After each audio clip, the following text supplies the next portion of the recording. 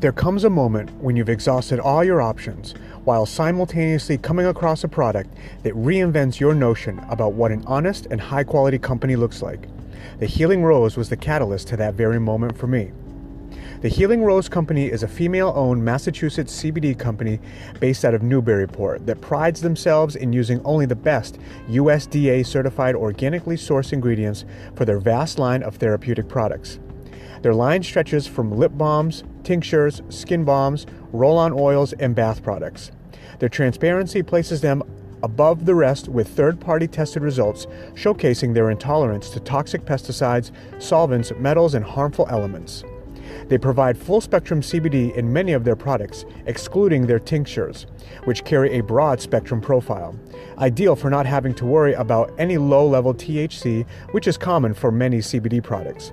That one's my favorite, and it's good on the palate. Full spectrum means that they extract from the hemp plant an array of different therapeutic cannabinoids along with CBD and their profile terpenes. The combination results in a greater outcome of healing and relaxation for any individual's needs. Whether you are an athlete looking for any recovery advantage, a patient in need of some relief to remind yourself that you are still a warrior, or someone who sees the frontiers of life with a little reserve and want to calm the mental storms that keep you from personally exploring, the Healing Rose CBD Company is here for your full body and mind optimization.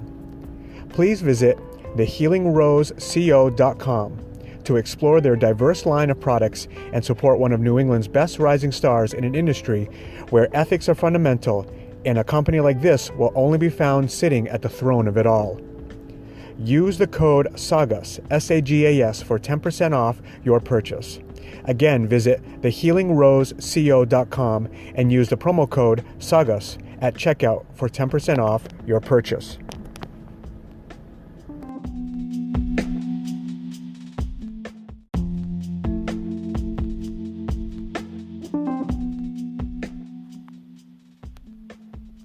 To the many martial artists, entrepreneurs, dreamers, and thinkers, how often, for your own sake, would you love a symbolic reminder of your mentality and the perfect dichotomy to match? Murder Nerd is an independent clothing apparel line that represents the sharp, relentless focus towards personal growth and athletics. It embodies the vitality of their creative owners and the network of people who run on the same frequency. Why not elevate your frequency in comfort and style? Visit www.murdernerdsfitness.com for their personal line of shirt and hat wear. Enter the promo code SAGAS, S-A-G-A-S, for 10% off your purchase. Again, visit murdernerdfitness.com and enter the promo code SAGAS for 10% off your purchase.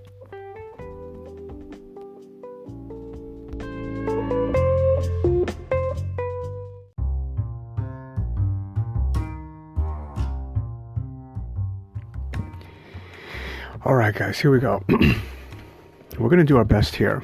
And first and foremost, I'm just going to try to relay a bare bone idea of what I'm going to talk about, because there's a lot of details in this, and I may already be doing a disservice to it, but I don't want to pretend that I know how to extrapolate the necessary components to this and then relay it to you like I'm a professional. This is a topic that I know about, and this is an idea that I'm trying to just share.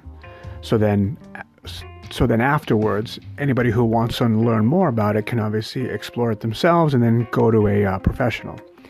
So I just need to kind of get that out of the way, because this is going to be maybe a little bit of a rocky road to kind of navigate through, but I'm going to try to do my best with this. So what I want to talk about with this is something called the, what would you call it? MTHFR gene, or, MTHFR gene, and also methylation.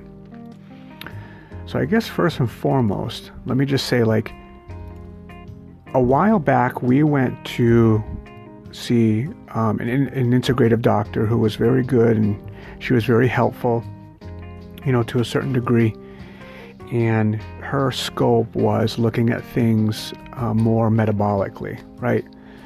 Seeing what types of things were being processed, not being processed,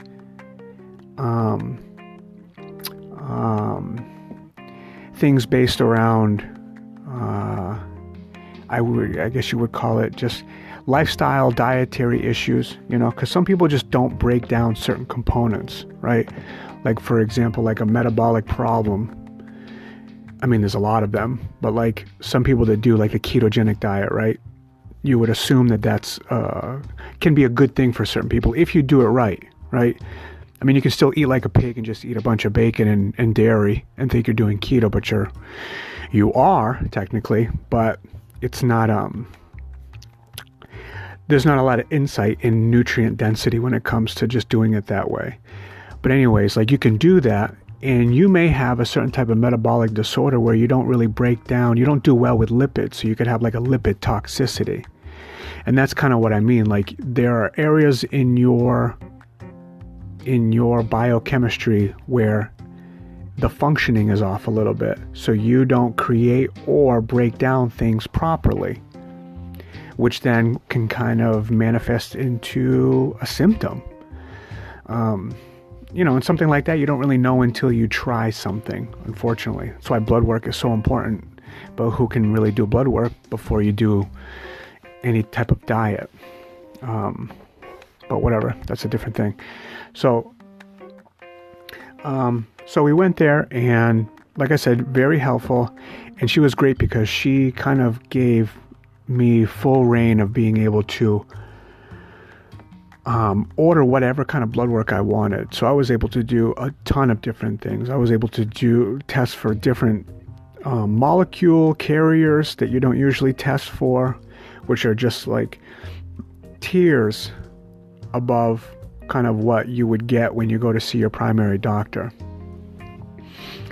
And what I mean by that is like, you can test for, like, for example, B12, right? Everybody gets tested for that. But you don't test for certain types of carrier molecules.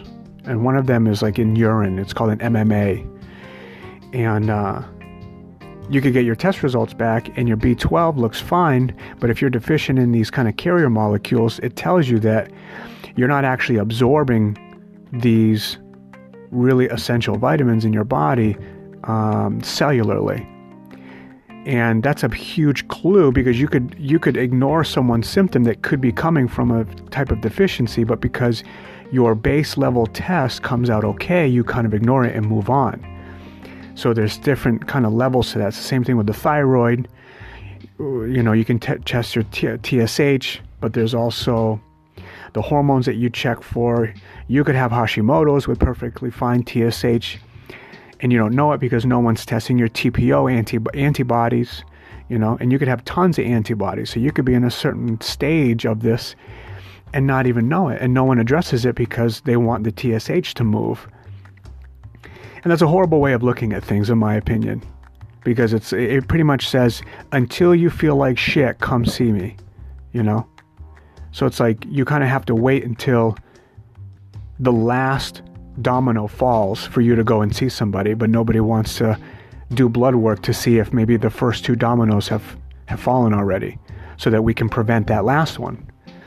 And that can go on and on and on. You can have a million different kind of scenarios where that's a good thing, to look deeper into a certain type of thing or a certain type of test, because there's layers to a lot of these tests. So one of the things she wanted to test for was something called the MTHFR gene, and I never really knew what that was. And she explained it a little bit, but it's pretty dense. And I'm going to try to give you, like I said, the most bare bone explanation of this and why it can be important to look at, or just have an option to look at it, because it's popular and it's prevalent to a lot of our population. I forget the percentage, but I can kind of find it.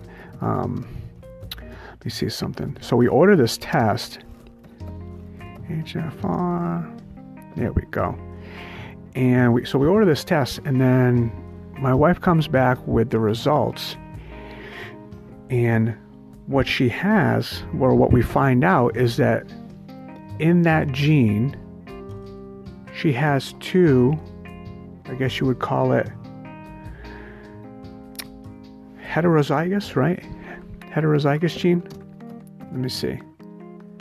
Homozygous and heterozygous. And it is a gene called the C677T. And what that means, let me see. What that means is she actually has two of them, right? A lot of these genes you can have,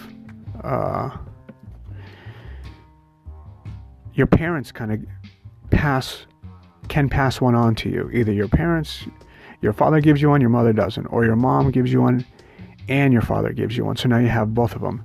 And what that means is that it plays with percentiles on how much a manifestation of having this gene may affect you.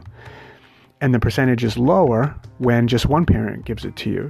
So those mechanisms that are in that manifestation of that gene may not arise as easy as they may not arise as easy, opposed to you having both your parents give you the gene, which that can cause it to go up a lot too. And all of this kind of gets into like epigenetic stuff, and kind of an easy explanation of that is like these are genes that can kind of modulate and morph because of environmental factors. So for example, some would even say that type 2 diabetes is an epigenetic thing, because it's an intake of a certain type of molecule, which this being carbs, which then changes the expression of certain types of things, which then gives you like a symptom. And the reason that they classify that is because it can change. It changes because of environments, and then it can change back depending on if you take away that environment.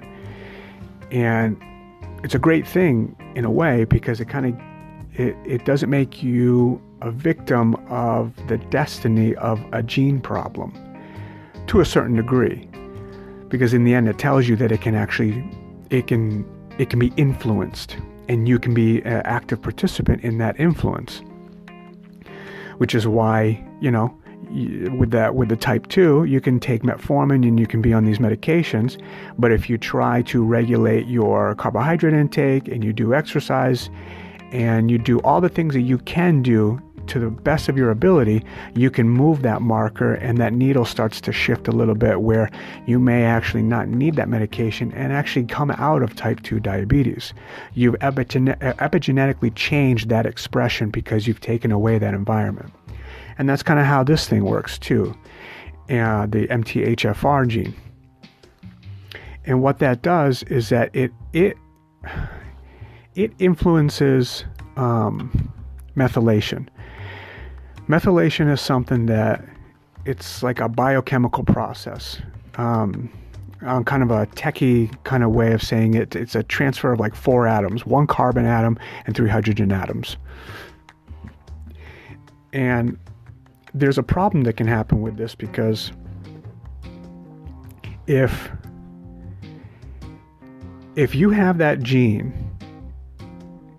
and you get blood work for it, and you order something called histamine, your histamines can be really high when you have this gene kind of, I guess you would call it inactive, I guess, because it keeps a certain types of enzyme from working, so that you metabolize folate correctly. Because folate is a big part of this methylation. Methylation helps for DNA expression, neurotransmitter expression, tons of different things. Honestly, the list goes on and on and on. Like it's a process that influences so many parts of the body. A huge one is actually like detoxification using your liver. That one, The other ones I know of are, it works really heavily. Your methylation process works heavily on how you synthesize certain types of hormones, and how it works molecularly with your mood pathways. So demethylation, like a deregulated kind of cycle, it influences how your it can have an influence on whether you can, first and foremost, even have a small amount of anxiety or depression, or a certain amount that's like incredibly detrimental, and also doesn't react to regular medications like SSRIs. Because, a lot of people have these issues, and for whatever reason, these medications, they just don't help for whatever reason. Let's see. So like I said, this MTHFR enzyme, it's a gene encoder for you to be able to break down folate, and it influences all of these different things. And we took the test. I ran into some literature that can kind of work, that kind of explain how this can work on the nervous system, which then will kind of cascade into how that may affect certain types of neuropathies. So that's kind of how I found it. But there were just so many different things that went along with it. And one of the neat things, at least when it came to the neuropathy part of it, was like, in general, if you have a vitamin B disorder, which has a lot to do with your methylation process as well, you can be deficient in that, and a B12 deficiency can actually kill you. Not a lot of these can really hurt you really bad, but a B12 can be really, really bad for you, whether you have less of it or way too much of it. Both ends of the spectrum can almost manifest the same type of symptoms. It's weird. So because of that, it's let's see, that B vitamin, and also your B6 too. Let's see, how do I break this down? It influences how those become carried, and if they can actually become absorbed. And they work intimately with folate. Vitamin B12 and folate. This is why when you get a blood test, usually those two work together. And if you're not breaking down folate, you're not getting your proper B12, which then can actually give you certain types of things like neuropathies, sensitivity to temperatures, even like certain types of pain. Whatever you're kind of maybe genetically susceptible to that, because it's not a one-size-fits-all type of thing, which I think we're all learning that most of us aren't really a plain and simple type of organism when it comes to how we feel, what our health is like, how medications help, etc. So because of that, you can get these symptoms, and it can go on and on and on without actually ever being known that you have this MTHFR gene mutation. And a lot of people actually do. Let me see if I can see this MTHFR gene ratio people. Let's see. I mean, it's much more prevalent in Caucasians.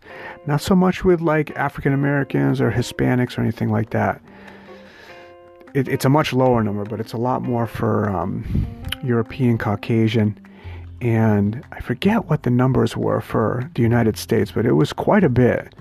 And like I said, you can have these genes, and with the right environment, they don't have to engage. The epigenetic process does not have to turn on to then elevate your histamine and then to an extreme deregulate your folate, which then does all these different things. Fuck up your mood, give you pain, give you insomnia, make you confused, short-term memory. I mean, it does all. It regulates so much of your neurotransmitters because it's acetylcholine, glutamate. I mean, those are excitatory ones. Those fucking things, like, they can give you muscle spasms, they can give you pain, they can do all these things. Glutamate is such a crazy excitatory neurotransmitter. There's literature that says that is the source of people's fibromyalgia problems. You know, so it's like, it's all this crazy digging you have to do to see, like, what are the pieces of the puzzle for you? Not just everybody, just you. Because, as I've said before, your symptom can come about, and you can have somebody right next to you and have the same symptom, but they literally come from two very different places. Yes, there are trends to how things kind of come about. You know, there are good metrics to be able to measure why somebody gets something. And that is, luckily, that data gives us what the majority of people's problems are. But it's not always like that, you know? Or the majority of where people's problems come from, right? Like, to bring it back to the type 2, like, we know type 2 comes from a very specific place most of the time. So we know how to help people with that. But it's like having type 2 and not being able to help them with any of these lifestyle changes. So now we need to figure out, well, where is the deregulation actually coming from? I guess it wasn't coming from what you were taking in, nutrient-wise. So let's see, what is this? Is this a genetic component? Is this a metabolic thing? Are you not getting enough of this, which then influences that? Blah, blah, blah, blah, blah, blah, blah. So, like, yeah, one size doesn't fit all. And so we look into this. I think that we got lucky because histamine levels were not raised in her blood work, which meant that in my mind, the gene wasn't actually expressing its dysfunction. But I do wonder if aiding in the process would bring about any, I guess, relief or a certain type of reaction. And what I mean by that is, like, how do I say this? So you can take a B12,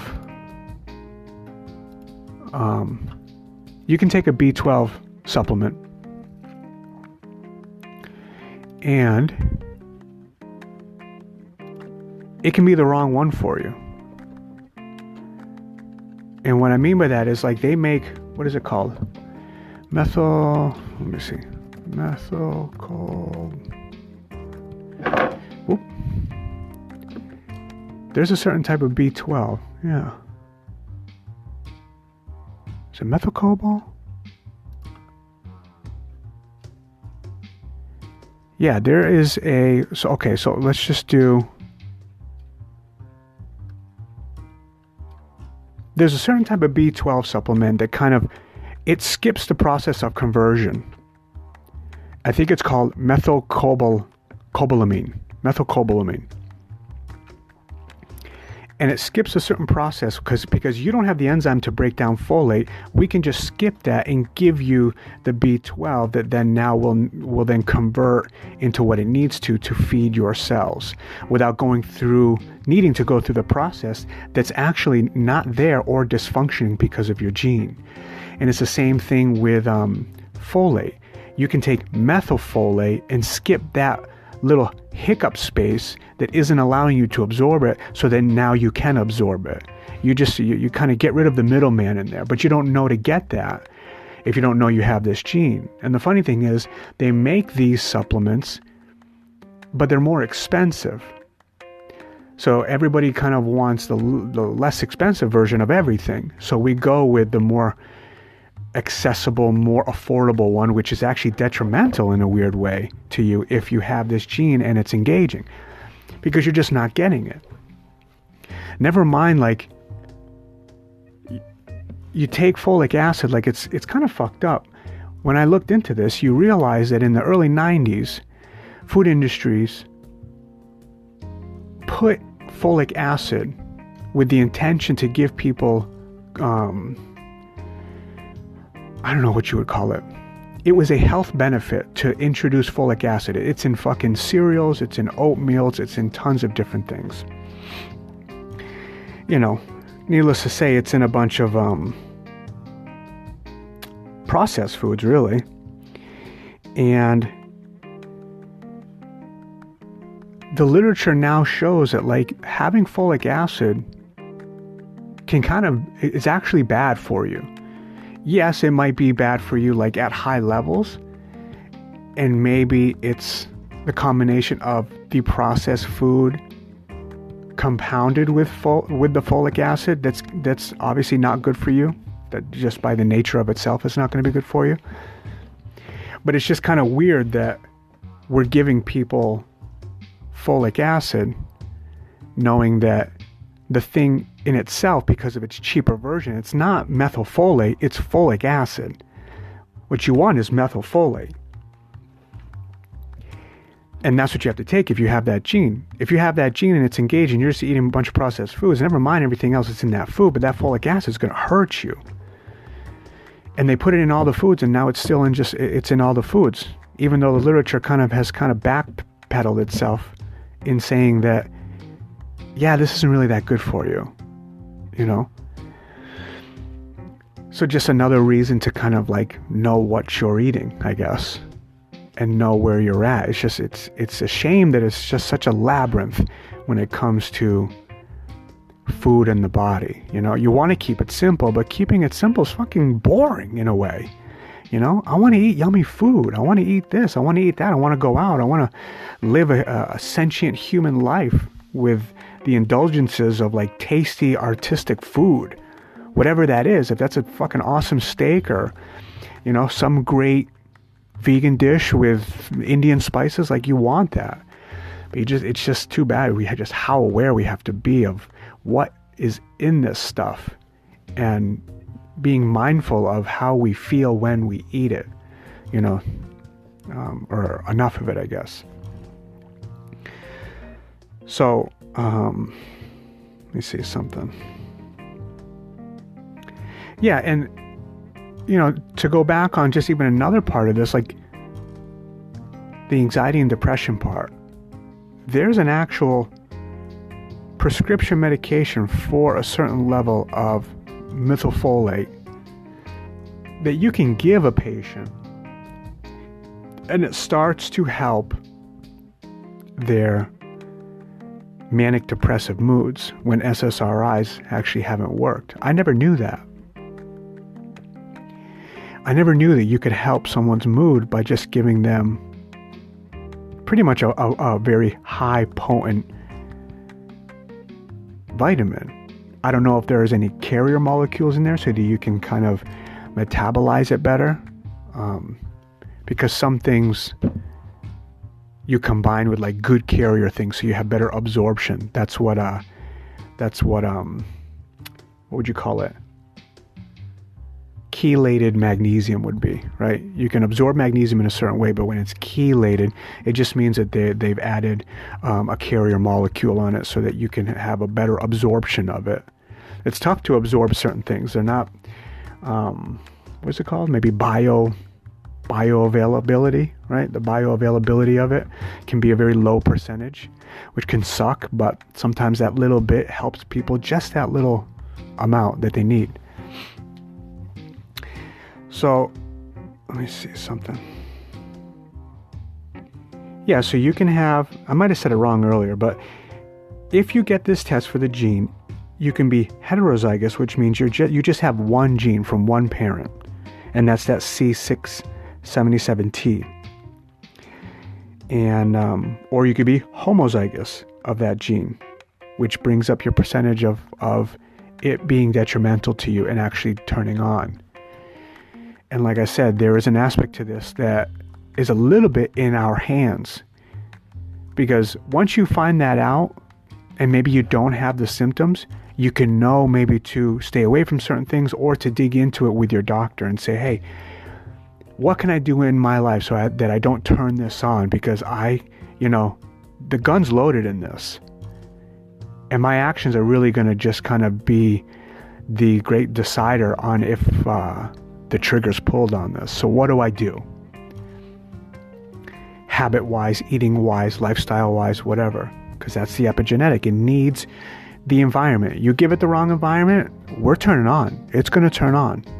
And you're not going to know how the fuck it even turned on until somebody tells you after the fact. Let's see.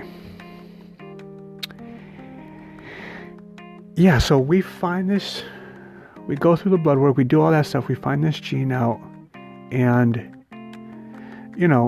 again, this is just another thing for us to be able to kind of put in our Rolodexes of like, what do we have to work with? What do we have that we can use to help us, to make us more aware of how the body is working, so that we can treat it with knowledge, respect, and give it the best environment that it can have to thrive. Because this in itself, by itself, it's not the answer, I know for me, it's like, oh, found something. Oh, something's highlighted. Oh, something's high. Something's low, blah, blah, blah. And then I'm all in. I'm all digging into it. Maybe this is the thing. Maybe this, if I can reverse this gene, like all this fucking crazy talk of thinking I have control over this. And to a small degree, I do, or we do, or we all do, if it comes down to a specific thing we're talking about, right? We just have to know we have a certain amount of control. And then after that, it's up to us to decide if we're willing to put in the work to maintain and expand on that control. But this obviously wasn't the answer to what we're constantly looking for, and that's okay. But it's just something that I discovered that I feel like is a very important topic, and that, to my surprise, affects a lot of people. And, that gene, when you do the blood work for that, and then you also do that histamine, histamine, that shit can give you migraines, headaches, cluster headaches. You can have all these different weird allergic reactions when you constantly have high histamines. Never mind what that actually can do for your heart. You can be prone to like strokes and all that shit. So it's good to know about this gene, because this is a good starting point to kind of accumulating knowledge to make a good path for therapy or healing with the doctor. Because if you never test this, maybe some people will think that it's not that big of a deal, right? Yet again, this is another point of controversy. Some people feel that when they figure this out and do the right things, they alleviate their symptoms, which is amazing, and why it's surfaced so high. Some people think that you really don't even need to take a look at this at all, and that most people have this gene and it never really manifests into anything. That I don't understand, when if you do something that coincides with the dysfunction of this gene and it helps you, I don't get how we shouldn't look at it if the thing you did only because of the information helped you. I don't get that. So why should we not look at this?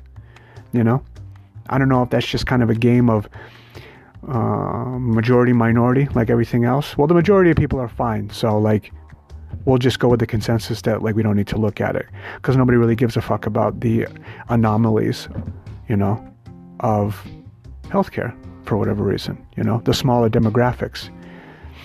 And maybe that's just a workload type of thing, where it's more beneficial to allocate time, funds, and effort into greater things than to put so much time in a narrow scope of a rare type of disease, I get that in a way, because you help more people, because more people fall into the majority. So if you help a disease that gets a majority of people, you help more people. But I don't know what that says about people that have rare things. We just kind of chuck them out the window and just say, hey, figure it out. Go do some acupuncture. I don't know. To me, it's a huge fucking disservice. And it's disrespectful to just the human body to think in that way. And it's a much bigger conversation than this, because I think it's dictated by academia and a lot of the hijacking that certain types of organizations and companies do to the education of a lot of these physicians. But that's just me. Fuck it, what do I know? So that's pretty much it, guys. I mean, this, not the most exciting podcast, but one that I wanted to do. I needed to be able to actually talk it out and figure out how I was going to speak about it. And like I said, it's not the most technical thing, but I hope I did it enough of a service for people to be curious about it, to then look into it for themselves and see if your unknown or undiagnosed problem falls into something that maybe it wouldn't hurt to look into with this gene, right? You got something going on, nobody's got a fucking answer for you. Let's see if you have this gene. If you have this gene, let's get with a doctor and say, well, what can we do about this? What should I take so that my methylation process gets ramped up again, so that I stop missing shit that my body needs, which is giving me my fucking problem. And just something I want to bring to the surface, because this was all very new to me a good year and a half ago, and it seemed pretty important, and I don't know what you want to call it, not popular, but it's just, like I said, prevalent. A lot of people have this, and unfortunately a lot of people have a lot of different issues, and they might not be resolved. We're all using band-aids to just kind of maintain, but are we getting to the root cause of things? And I know that that's always harder, but fuck, man, so much more rewarding, because you don't have to worry about a side effect of whatever you're taking, or the worry that it'll get worse, or whatever. So, all right, guys, that's it. MTHFR gene.